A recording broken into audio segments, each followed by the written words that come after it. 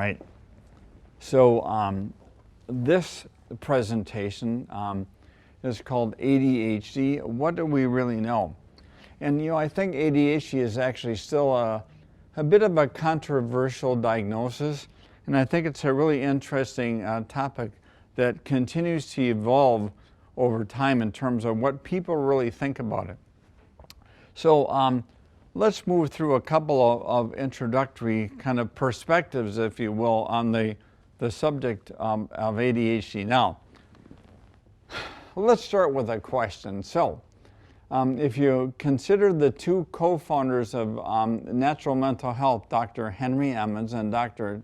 Timothy Culbert, who do you think most likely has a diagnosis of ADHD? Well, it's probably no surprise that it's going to be Dr. Tim Culbert. Hi.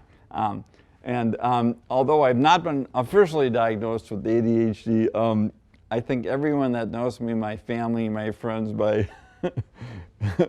my colleagues, have probably seen some of these symptoms in terms of my personality style and my work style. So just in case as we go along today throughout this talk, if I get completely off track, my staff has been instructed to flash up this slide.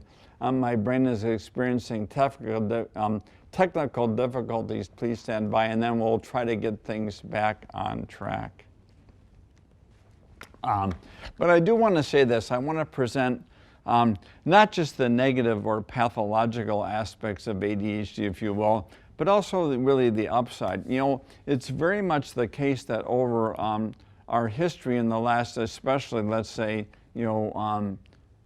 20, 30, 40, 50 years, that probably many well-known politicians, athletes, musicians, actors, scientists have likely had ADHD. You see this list on the slide here, but it's really pretty amazing. So I think that ADHD can have as much of an upside as a downside.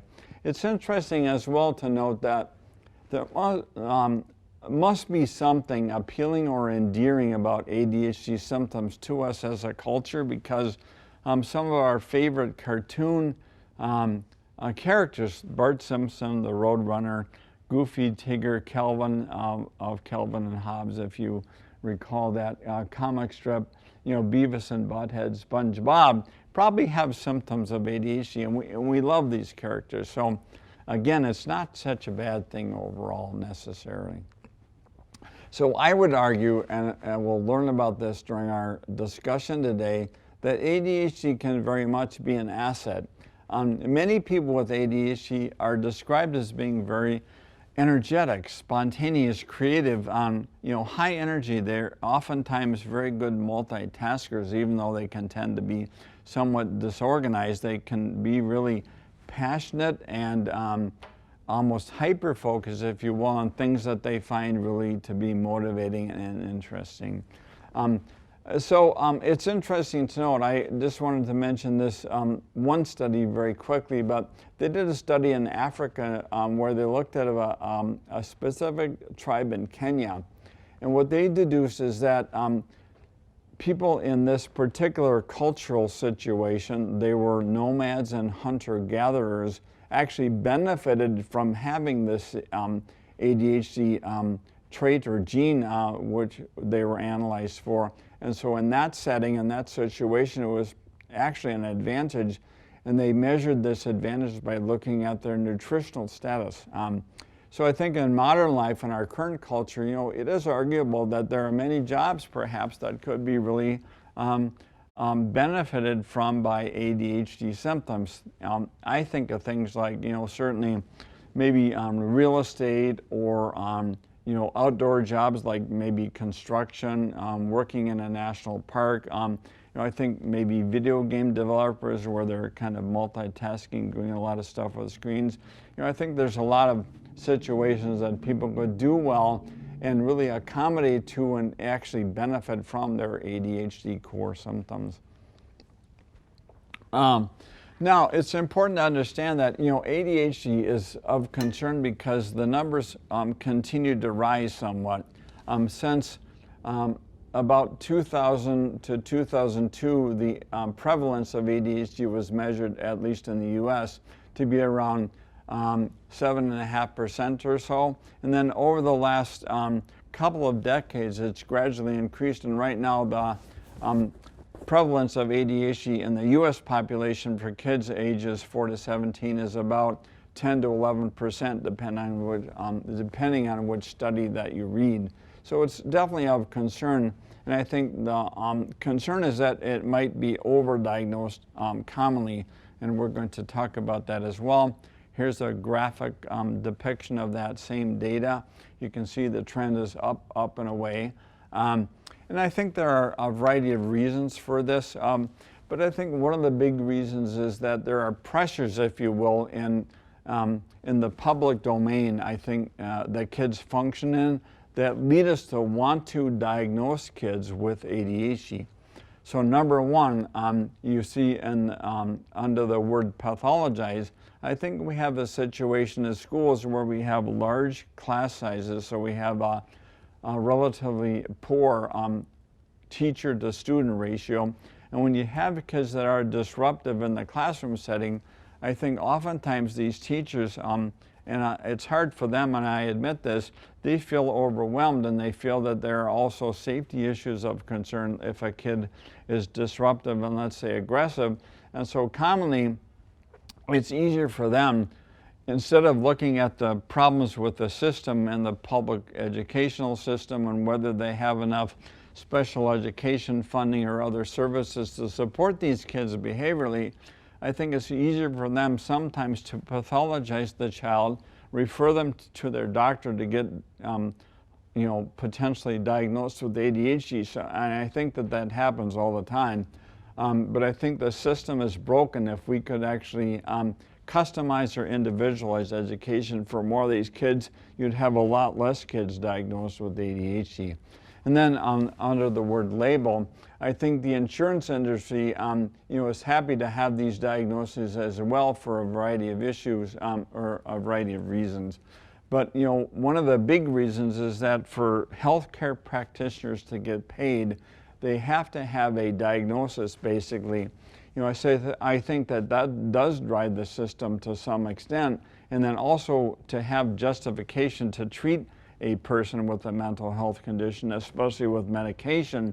Medical legally, it's best to have a diagnosis as well. So I think the health insurance industry, to some extent, tends to drive this need to diagnose and label as well.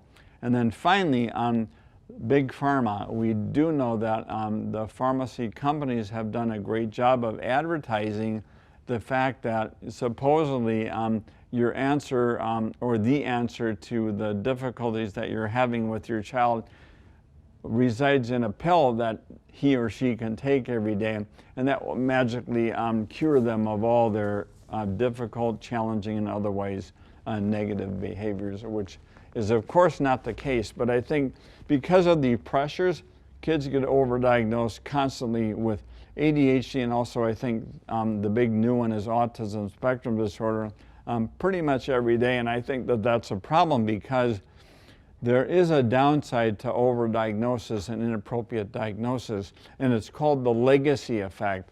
But what we do find is that when kids receive an inappropriate diagnosis, people begin to treat them differently. They have maybe less expectations of them.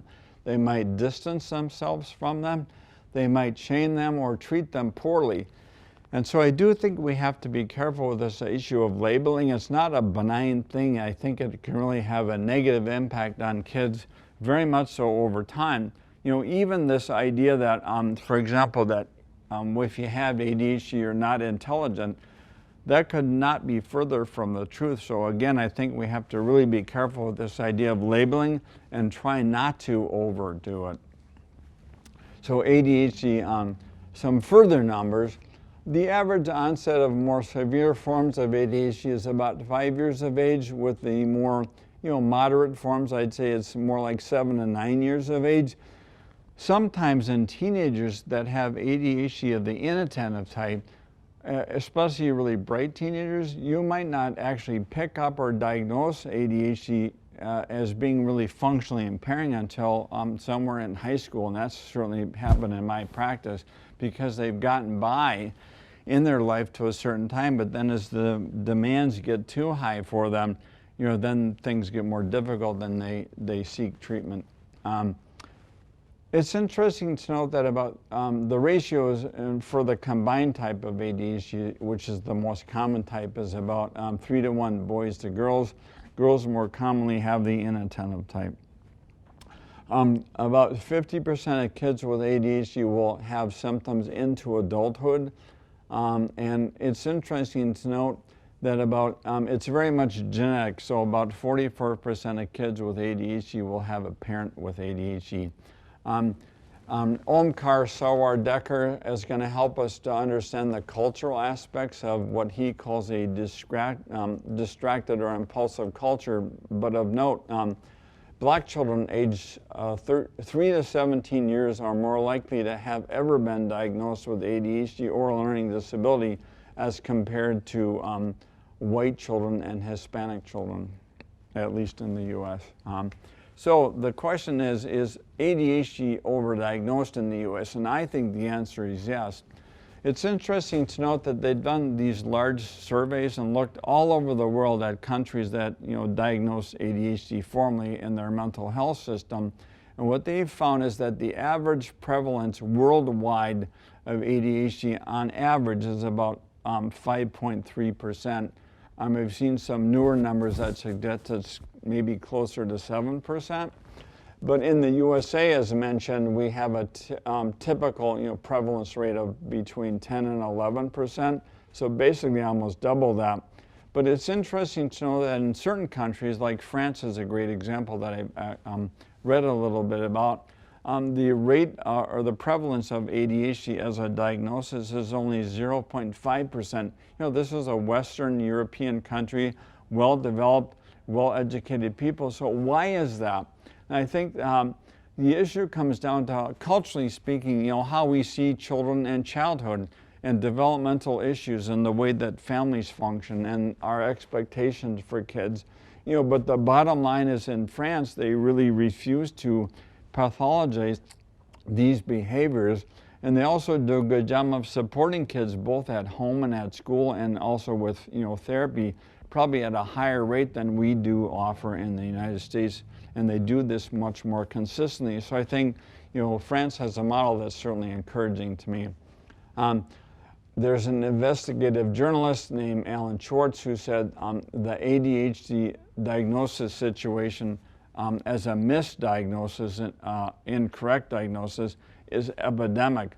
And I think that in large part he is right. I think that it gets too easy to be sloppy about the diagnosis of ADHD, and I think it's important to understand that more than 70% of kids with ADHD have some other comorbid problem. So it's not just about ADHD, but it's about maybe this child has anxiety or depression or a significant learning disability or something like tics or Tourette's or maybe OCD.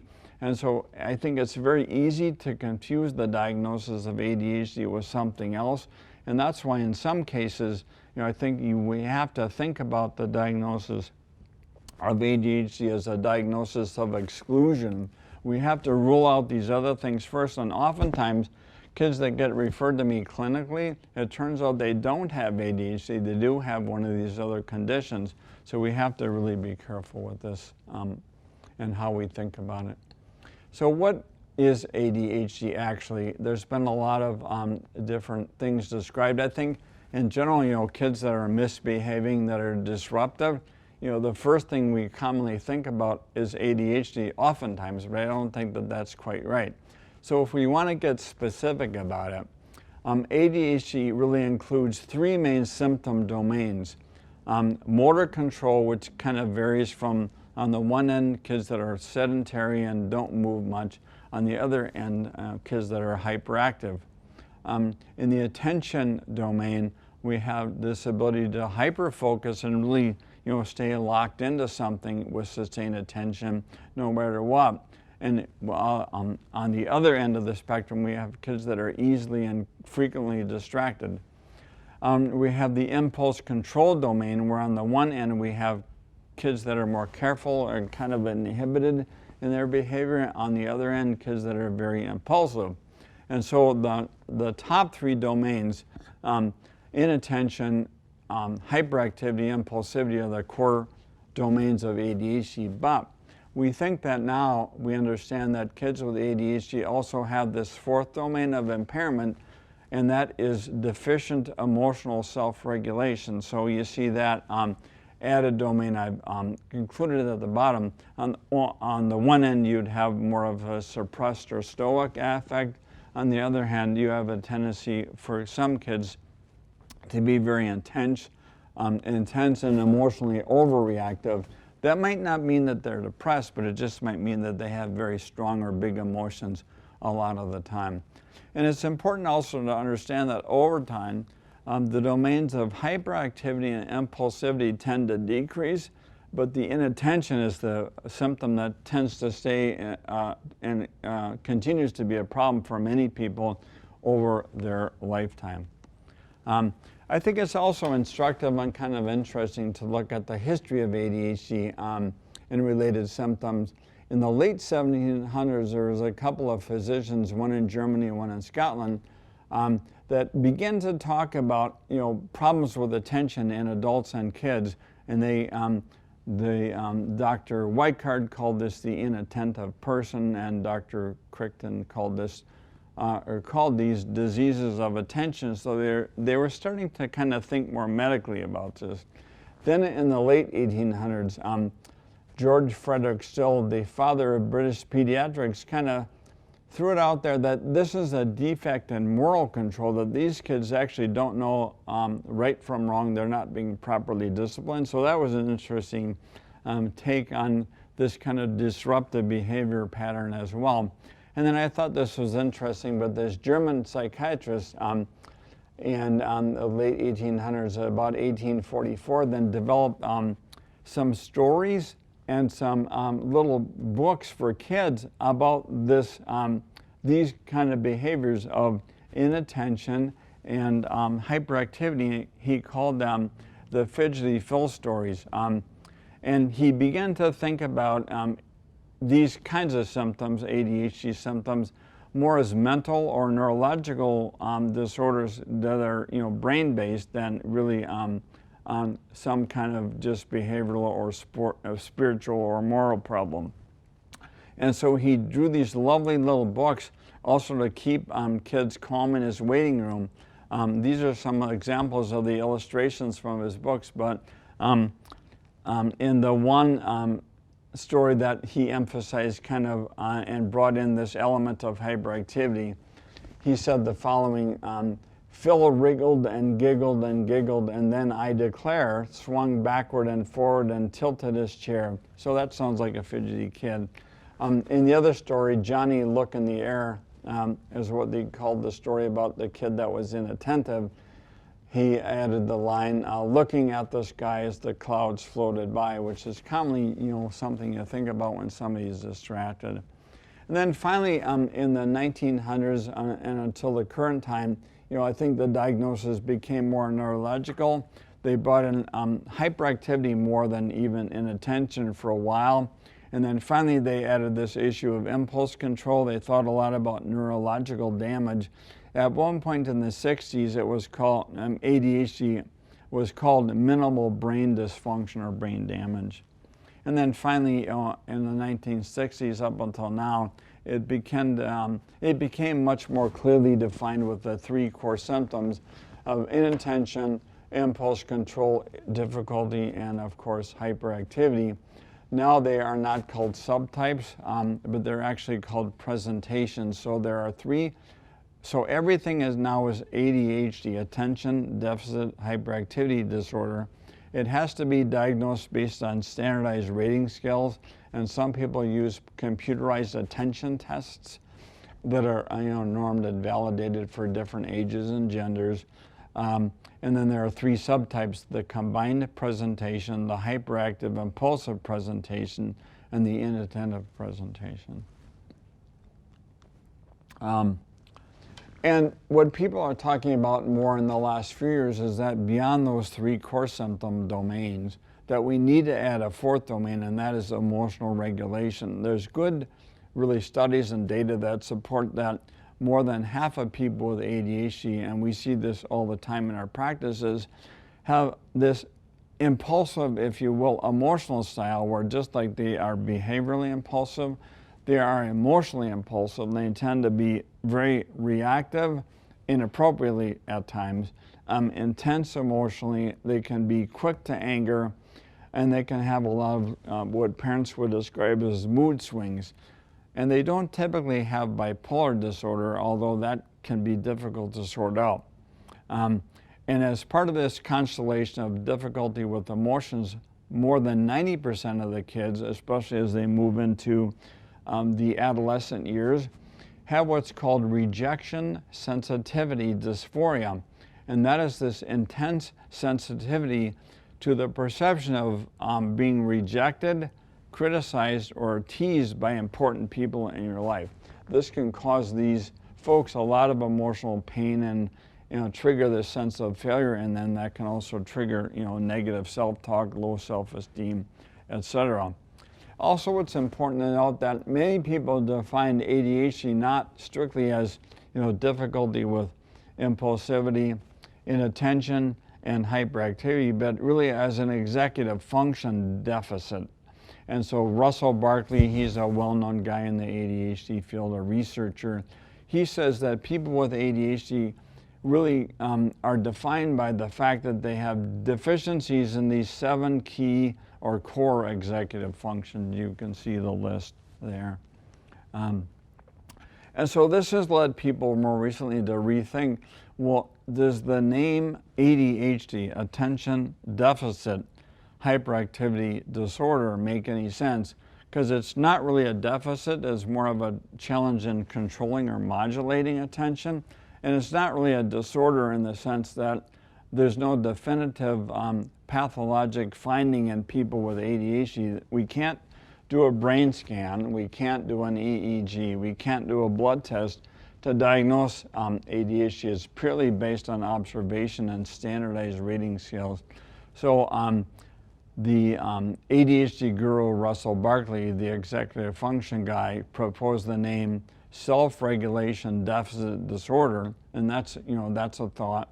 And then there's other 2 guys that I really admire, doctors Ed Hollowell and John Rady. They were the authors of this book called Driven to Distraction, which got a lot of press several years ago, one of the first big books on ADHD.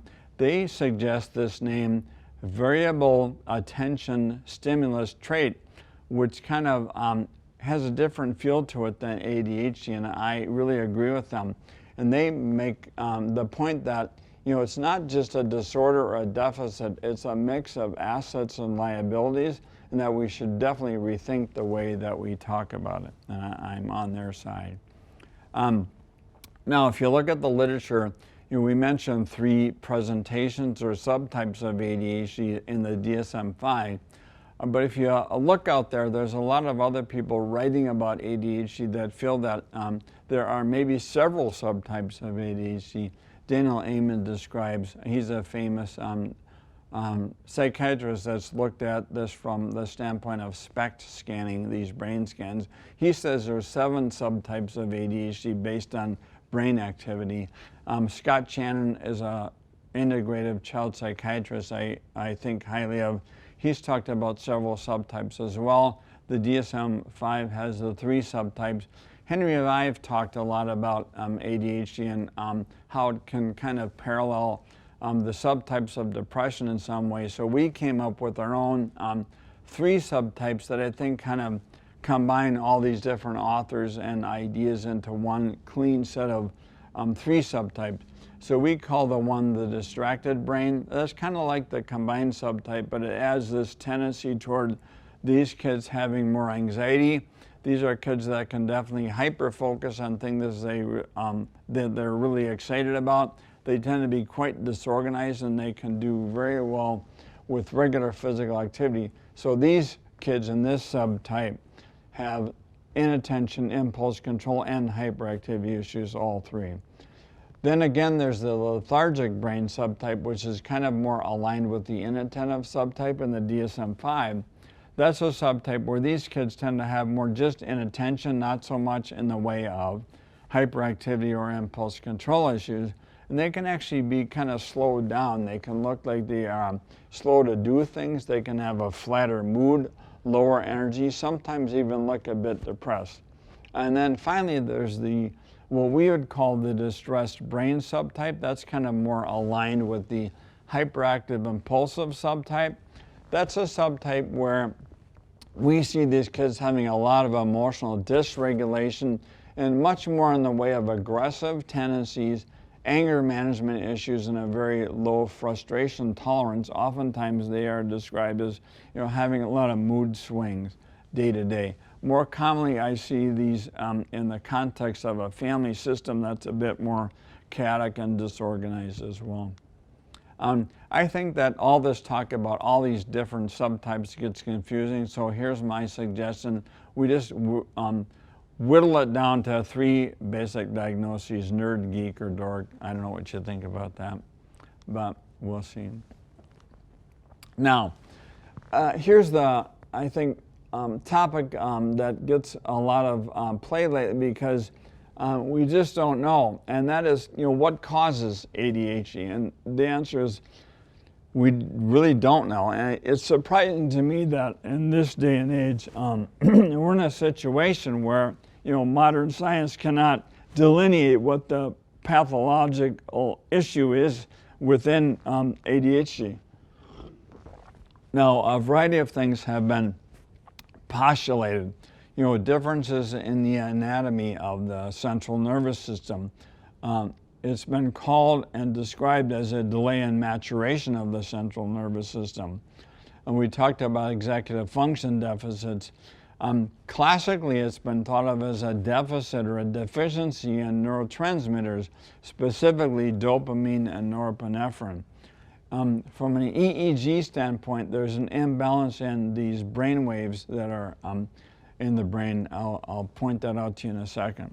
So the question is, what is it? And we don't really know. What's the pathology in ADHD individuals? We don't know. There's a nice website called the ADHD Institute. I will refer you to for a more thorough discussion of this topic. But they look at structural, functional, and neurotransmitter issues. And a couple things. They have found that there are structural differences in the ADHD brain compared to people that don't have ADHD. Specifically, there are some areas in the brain that appear to be smaller in size than the analogous structure in a child that does not have ADHD. Secondly, functionally, there's definitely underactivation, metabolically and otherwise, in these systems that are involved in executive functions like attention and inhibitory control. Electrically, there's this idea that studies have demonstrated that in the ADHD brain, typically, there's too little fast wave activity, what we call beta wave activity, and there's too much in the way of slow wave activity, what's called theta wave activity. And so that's, for example, what EEG biofeedback does. It tries to flip that ratio around and increase fast wave brain activity. Blood flow can be looked at, and there are clearly regional blood flow differences in the ADHD brain compared to controls and otherwise, what's called metabolic activity. And then on the neurotransmitter end of things, I won't go through all these in detail, but there's been talk about difficulty with dopamine and norepinephrine, those two neurotransmitters being deficient, but also it might, ADHD may also involve serotonin and or glutamate and or acetylcholine as other neurotransmitters that are out of balance, if you will, in the case of ADHD. So nobody really knows right now what the final issue will be. Now, from a functional medicine perspective, I'm also fascinated by this idea that we can actually treat the brain of kids with ADHD by treating other organ systems in their body, which sounds like a weird idea. But just for example, from a standpoint of micronutrient deficiencies, and we'll talk about vitamins and supplements later today, we do know that many kids are deficient in key vitamins that help to produce neurotransmitters. So you must have, vitamin B6 or, vitamin B9 or vitamin B1 or magnesium or zinc to make some of these neurotransmitters. So your diet does play a role. In terms of GI tract, there's some fascinating new information about all these bugs, these microorganisms that live in your GI tract and how they actually promote brain health or mental health, and they can definitely impact attention as well. For example, some of these bacteria in your GI tract also produce neurotransmitters, and those are important. In fact, 90% of the serotonin in your body is made in your GI tract, not in your brain. Sleep disturbance, a really big one that's constantly missed. When you have a child that's sleep deprived, let's say they're getting 8 hours a night and they really need 9 hours a night of sleep, but they do that 5 nights a week on school nights, sleep deprivation can look just like ADHD in kids. So kids don't typically get tired during the day when they are sleep deprived. Instead, they get hyperactive, distracted, and impulsive. Lack of physical activity is a biggie. We know that exercise helps your brain to release more dopamine and norepinephrine. And then finally, the overuse of electronics has been shown in some studies to lead to potential diagnosis of ADHD. It kind of conditions your brain to be used to a short attention span. We're going to talk about the therapeutic use of technology for training a better brain in terms of emotional regulation later today with this technology called Mightier. And I'm going to skip that last study and I'll move on to treatment in the interest of time. So conventionally speaking, I just want to make this point that we're not saying throw out all conventional treatments. I see kids every day. Many of the kids need to be on medication, at least for a short period of time. And so I think stimulant medication, these medications that increase the availability, if you will, of norepinephrine and dopamine are very effective and can be very, very helpful. I have a lot of families and kids, however, that do not want to be on medication, so we try to do our best, and that's what we're here to talk about all day long. We try to do our best with non-pharmacological strategies, and I think those can be very effective as well if they're used consistently. Other studies also support that good behavioral management at home and at school, very, very helpful. Various forms of psychotherapy. ADHD coaching can be very effective as well. There are certified ADHD coaches that can help with, organizational skills amongst other things.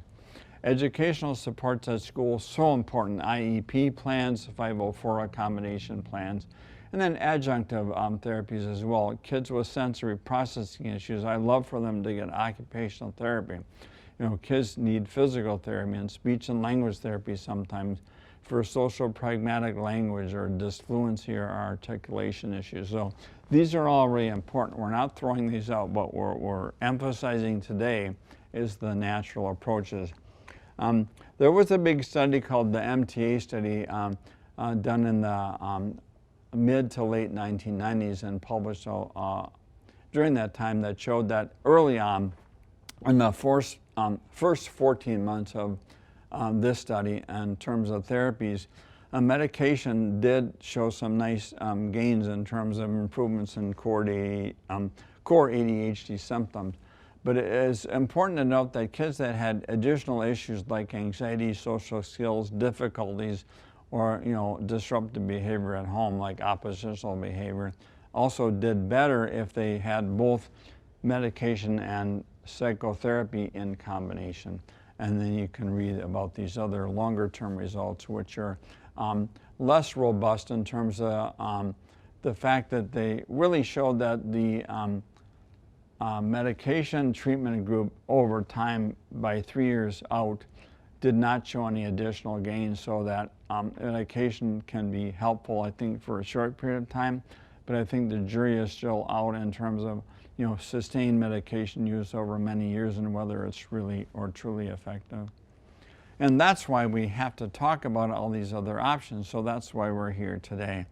In our model called the Restore, Sustain, Flourish model for ADHD and depression and anxiety, which you can read about at the NMH website, what we really try to do is set up people for success long term.